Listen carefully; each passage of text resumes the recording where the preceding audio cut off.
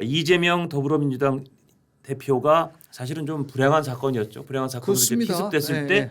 응급의료 헬기를 타고 부산대병원에서 수술할 수 있는데 굳이 서울대병원까지 왔던 그 특혜 의혹, 이송 특혜와 관련해서 결국 의료진만 징계받는 그런 상황이 되고 말았다는 조선족 보도가 있었습니다.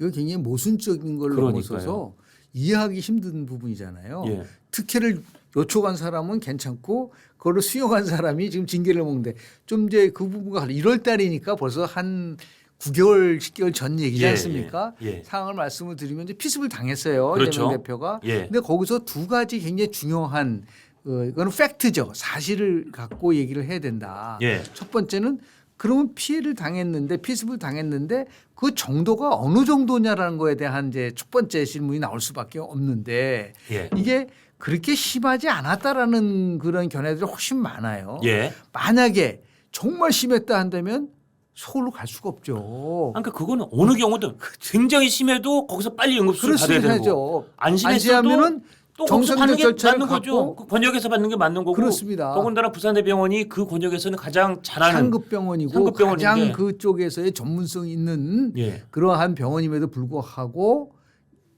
서울로 이송한 거 아니겠습니까? 그러니까 이게 위증하지 않다라는 것을 오히려 방증해 주는 실질적으로 거죠. 방지해 주는 것이다라는 예. 걸 볼 수가 있는 거고요.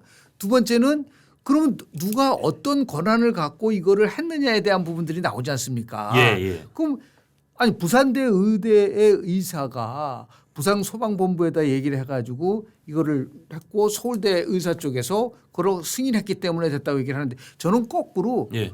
얼마나 압박을 받았으면 그러니까요. 아니, 공무원 행동 강령이란 거를 부산대라든지 서울대는 뭐 국립대학이기 때문에 당연히 공무원에 대한 신분을 갖고 있을 수밖에 없는 것이고 예. 거기에 종사하신 분들은 공무원 행동 강령을 다 숙지를 하고 있었을 거예요. 또 지키고 싶었겠죠. 왜 그 사람 그렇죠. 그분들 다 그 의사가 공부해가지고 서울대, 부산대는 좋은 대학에 그렇습니다. 교수하고 계신 분들이 왜 행동 강령을 안 지키고 싶었겠습니까? 그러니까 아마도 그 압박의 정도가 우리가 이제 추론해 보는 거죠. 예. 왜냐하면 이게 부산에서 서울로 가지도 않은 상황인데도 불구하고 사적 요구에 의해서 예. 이게 공적 요구가 아니잖아요. 그러니까 기사에 사적 보면 요구에 의해서 서울대병원 측이 아니 부산대병원에서 수술하면 안 되냐? 당연히 그렇죠. 이 질문 하겠죠. 당연하죠. 위중하든 위중하지 않든 거기서 하는 게 적절하니까. 맞습니다. 근데 부산대병원 의사가 아마 어떤 의사는 그게 그냥 안 된다고 거절한 거고 그러니까 다른 의사가 결국 이렇게 얘기를 한 모양입니다. 아 환자와 보호자가 서울에서 수술 받기를 희망한다. 이렇게 해서 결국 부산대병원 의사가 할 수 없이 119 응급헬기를 부른 것 같은 정황이 아주 뚜렷해 보여요. 그러면 일반 사람도 아무도 나는 이렇게 서울에 못하죠. 가서 하고 싶다 그러면은 119 있잖아요. 일반 우리가 예. 해서 119를 부를 때라도 개인적으로 부르지는 뭐 정말 위중할 때만 부르는 거잖아요. 맞습니다. 예. 아니, 술 먹고 예를 들어서 굉장히 몸이 안 좋다고 해서 119 부를 수 있나요? 맞습니다. 예. 그럼 개인 차를 타고 병원에 가면 되는 거예요. 더구나 부산에서 그런 일이 생겼는데 아 나는 서울대병원에 내가 제일 그러니까. 최고로 생각하고 내가 제일 안전할 것 같은 서울대병원 가서 수술 받을래라고 버티면 부산대 서울대 병원 의사들이 서로 막 커뮤니케이션 해가지고 헬기 119 헬기 불러달라고 해서 119 헬기 타고 서울대 병원으로 쏠린 사람이 대한민국에 저는 진짜 뭐 몇 명 없을 것 같습니다. 그래서 우리가 그걸 단정적으로 얘기하면 권력 남용이고 특권이라는 거죠. 그래서 예. 네, 우리가 더 이제 화가 나는 게 평소에 무슨 뭐 사람이 먼저다 특권과 차별 없는 세상을 만들겠습니다. 모든 사람에 대해서 그렇게 부르짖었던 사람들이 그러니까 뭐 기회는 뭐 평등하고 과정은 공정하고 결과는 정의로울 예. 것이라고 그렇게 부르짖었던 그 진영에 그렇습니다. 그 당에서 그런 사람들이 자신과 관련된 그러니까 공적인 지금 우리 가장 큰 문제가 정치권 조금 이따 말씀을 드렸지만 이 공인 인식이 거의 없는 거예요. 그러니까 말입니다. 내가 국민의 대표다라고 얘기를 한다면 자신이 또 얼마나 지역 의료 체제와 관련돼서 얘기를 많이 했습니까? 맞습니다. 예. 그런데 오히려 부산을 버리고 서울로 가면서 사람들이 생각할 때 아, 지역 의료는 안 되는가 보다. 그러니까 저희 라고 하는 이재명 대표 봤잖아. 아니 부산대병원에서도 그러니까. 수술 못 받게 되는데 근데 그런 게 오히려 더 저는 심각한 피해를 준 거라고 저는 보는 거죠. 그러니까 근데 이런 일이 하여튼 자행됐는데 그렇습니다. 결국은 국회의원들은 아무도 처벌할 수가 없대요. 왜냐? 국회의원에 관련해서는 적용할 행동 강령이 없대요. 규정이 없대요.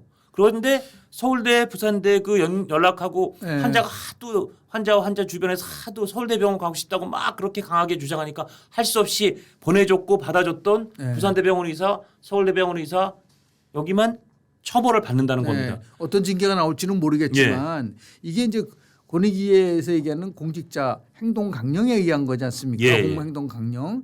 그런데 문제는 그 대상에 국회의원이 빠져 있는 거예요. 그러니까요. 그러니까 지금도 얼마나 웃기냐면 국회 공무원 행동 강령이 시행되고 있어요. 예. 사무처 직원은 해당이 됩니다. 국회의원만 쏙 빠져 그게 있는 거예요. 국회의원 빠져 있고요. 아니, 그러니까 그러고 보면요, 저 교수님 진짜 국회의원은 이런 행동 강령에서 쏙 빠져 있고요. 김영란법 대상에서도 쏙 빠져 있어요. 자기랑 입법할 때 민원이라고 그래가지고 민원이라고 해서 쏙 빠져 뺐어요. 있고. 심지어 탄핵 대상에도 물론 탄핵의 결정 주체가 국회니까 그런 면도 있겠지만 온갖 고위공무원 다 탄핵하지만 탄핵 대상에서 쏙 빠져 있어요. 그다음에 구속영장 신청 청구되거나 저 뭐 체포 법정 구속될 때도 자기네끼리 의결해서 가결 부결시키면 체포 대상도 안 돼요. 심지어 최근에 보면 재판을 받는 사람들이 그 재판 관련된 사람들을 증인으로 채택하고 증인으로 부른다 그래갖고 뭐 피고인 뭐 이런 사람 몽땅 국회로 와서 자기네한테 듣고 싶은 얘기는 만무가 나게 해주고 자기네 듣기 싫은 얘기는 막 입 막고 이렇게 하고 심지어 재판받는 과정에서 검사가 마음에 안 든다고 검사가 뭐 옛날에 술 마시고 낮에 뭐 벽에 뭐 인분을 어쨌네 이런 말도 안 되는 이유로 탄핵을 소추한다고 하고 아니 이렇게 보면 국회의원들이 너무 자기네들만 쏙쏙 빠지고 특권만 쏙쏙 누리는 것 같아서 아이고 국민으로서 정말 기분이 무척 나쁠 것 같아요. 그래서 우리 신뢰도 조사를 해보면요. 예. 국회하고 정당이 항상 꼴찌예요. 그렇죠. 가장 그렇죠. 신뢰할 수 없는 집단이거든요. 예. 우리를 대표하지 않는다고 생각하는 사람들이 너무너무 많은 거예요. 그래서 고 장기표 선생님께서 예. 마지막까지 이거는 꼭 내가 없애고 맞습니다. 싶다고 했었던 맞습니다. 게 예. 국회의원의 특권과 관련된 부분에 대해서 그렇게 막 열심히 하셨는데도 불구하고 뜻을 이루지 못한 것은 앞으로도 계속해서 과제로 남는데 지금 굉장히 우리가 이제 공무원 윤리 강령에 대한 것만 얘기를 하고 있지만 실은요 2017년도 예. 4월 달에 국회의원 윤리 실천 규범이라는 거를 만들었어요. 있습니까? 예, 있습니다. 예. 그러니까 예. 행동 강령이 아니라 공무원들은 행동 강령이지만 공무원 행동 강령이지만 국회의원은 윤리 실천 규범을 2017년 4월 22일 날 제정이 됐는데요. 예. 거기 4조에 정확하게 나와 있습니다. 예. 직권 남용 금지라는 그 조항이 있어요. 어. 그래서 예. 국회의원은 그 지위를 남용하여 예. 부당한 영향력을 행사하거나 예. 그로 인한 대가를 받아서는 안 된다. 나와 있잖아요. 지당하신 말씀이 네. 써 있네요. 이 항은 예. 뭐냐면 국회의원은 그 지위를 남용하여 여기 보면 국가 공공단체 또는 기업체의 계약이나 그 처분에 의해서 이익을 취해서는 안 된다. 딱 나와 있잖아요. 예. 그러면 국회 윤리위는 도대체 뭐를 하고 있는 거냐. 그런데 이 이것도 부분에 그러네요. 대해서. 이거는 국회 자체에서 해야 되니까 또 의석수 많으면 그래서 뭉개버리면 끝이네요. 그래서 미국 같은 경우는 2008년도에 예. 이런 게 나오니까 미국 하원에서는요 비당파적인 외부 인사로 윤리 실천을 하기 위한 윤리실을 만듭니다. 그래서 저희도 2008년도 김용호 의장이 있어요. 제가 국회 운영제도 개선 자문위에 2년 동안 우리가 개혁안을 만들었어요. 예. 진짜 몇백 페이지짜리입니다. 여기 예. 다 들어가 있어요. 아. 앞으로 현재 같은 유명무실한 국회 윤리위원회를 예. 없애버리고 외부 인사로 과반 이상을 차지하고 거기서 결정된 사항에 관련돼서는 국회 본회의에서 3분의 2 이상의 동의가 없다면은 그대로 집행하게끔 하는 이런 강력한 국회 내에서의 윤리위원회를 만들어야 된다고 수없이 얘기를 한 겁니다. 안 만들었죠. 안 만들죠, 안 당연히. 만들었죠. 그러니까 아까 말씀드린 것처럼 그러니까. 아니 김영란법에도 안 걸리고 그러니까요. 여러 가지 법을 만드니까 자기한테 불리한 법은 하나도 안 만드는 거예요. 거슬리고 뭔가 좀 귀찮은 거는 다 그렇습니다. 쏙쏙 빠지고 혜택은 쏙쏙 빼먹고. 그럼 그렇죠. 그런 거 말고 특혜가 얼마나 많냐면 아직까지 이게 물들어 있는 거예요. 예. 예를 들어서요. 국회의원은 자기가 쉽게 표현해가지고 정치자금 모을 수 있는데 예. 원내 있는 사람은 못 모으거든요. 그러니까요. 유사기관 단체를 원내 있는 사람들은 사무실 만든 그 법에 적용되지만 국회의원은 만들 수 있거든요. 예. 이런 것들이 다 불공정하게끔 돼 있는 부분들인데 그런 게 아주 굉장히 의식이 아직 딱 고착화돼 있기 때문에 이걸 너무 자연스럽게 하는 거예요. 국회의원이 뭐 이 정도 이 특권은 정도, 누리는 이 거지 정도 뭐. 해야 되는 거 아니야? 그 아이고 뭐 네가 야당의 아쉬우면 대표인데. 뭐 네가 당선되든지 뭐 이런 쪽 그렇죠. 아니에요 거의. 예. 아니라면 네가 야당 대표 되든지 뭐 그러니까요.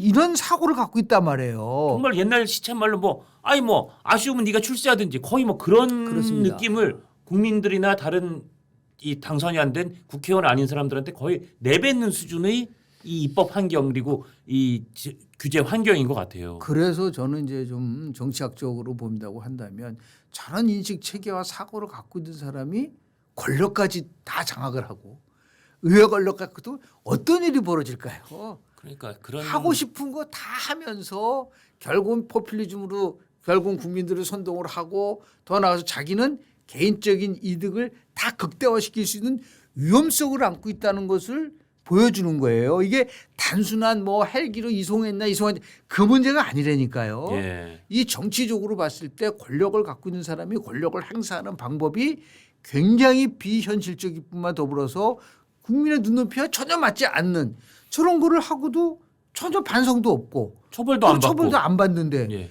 그러면 그 사람이 권력을 잡았다 생각을 한번 해보세요. 어떤 일이 벌어질 것인가는 눈에 선하죠. 그래서 정치 전문가들 중에 이재명 대표가 지금 아마 사법 리스크라는 덫에 걸려서 결국은 대선에 출마하지 못할 것이라는 관전평이 아주 다수설이지만 만에 하나라도 이런저런 여러 가지 뭐 전술을 써가지고 대선 전까지 사법 리스크를 어떻게든 회피하는 상황이 생긴다 하더라도 국민들이 보기에 야 저렇게 막무가내고 저렇게 폭주하는 이재명이란 정치인이 이미 171석 사실상 190석의 의석을 손에 들고 있는데 저기다가 대통령 권한까지 줘서 행정부와 입법부 그리고 요새 하는 거 봐서는 사법부까지도 저렇게 전행할 수 있는 모든 전지전능한 권한을 주면 이 나라가 어떻게 될까라고 생각하는 국민들이 많아서라도 많죠. 오히려 그것 때문에 이재명 대표의 대선 가도는 그것 때문에라도 어려울 것이다라고 보는 분들이 있더라고요. 11개 혐의로 4개 재판을 지금 받고 있고 7개 사건으로. 예. 그러한 대통령 후보라는 사람이 이런 식으로 자신의 맞습니다. 예. 문제와 관련돼서 특혜를 권력을 남용하는 거를 지극히 어떻게 보면 당당하게 요구했을 것 같아요. 그렇죠. 또 얼마나 압박을 했으면은 저분들이 그냥 고민하다가 그렇게 결국은 이제 이송을 허용할 수밖에 없는 상황인데. 예. 근데 오히려 이제 이걸 통해서 이제는 더 이상 공무원분들도 이러한 국회의원들이 특권 부리고 그리고 엄밀하게 따지면 이 특권이란 말 잘 안 오지만요. 이거 국회의원이가 그럼 갑질이에요. 갑질. 그렇죠. 예. 갑질에 대해서는 국민들이 분노하지 않습니까? 맞습니다. 예. 그런 쪽으로 왜 분노하지 않는가 말을 다 썼어요. 예. 진보 진영에서 예. 이거 왜 분노하지 않는가 이런 부분에 대해서 다시 한번 우리한테 일깨워주는 그런 의미에서 부산대병원이라든지 서울대병원에 있는 담당 의사는 징계를 받는다고 한다는 것에 대해서 예. 이거 굉장히 공정하지 않다라는 맞습니다. 그런 분위기가 나올 수밖에 없지 않는가. 예. 물론 이게 그 이재명 대표가 당시 피습당했다는 좀 불행한 상황에서 생긴 거라는 점을 감안하더라도 어쨌든 앞으로 국회의원들이 아무리 특권을 갖고 아무리 갑질을 하고 국회의원이 아무리 무섭다 하더라도 그 얘기를 함부로 그냥 따라주다 보면 국회의원은 빠져나가고 그 얘기를 그렇습니다. 들어준 사람들만 이렇게 처벌받을 수 있다. 이런 거는 이제 국민들이 좀 깨닫고 안 기억하고 된다. 이런 일이 다시는 생겨서는 안 된다라는 거를 좀 이렇게 환기하는 그리고 그런 일은 공무원 예. 행동 강령에 반드시 국회의원을 포함시켜서 포함시켜야 된다. 예, 거기까지. 그게 굉장히 예. 중요한 나름대로의 교훈인 교훈이다. 거예요. 예, 그렇게 알겠습니다. 봅니다.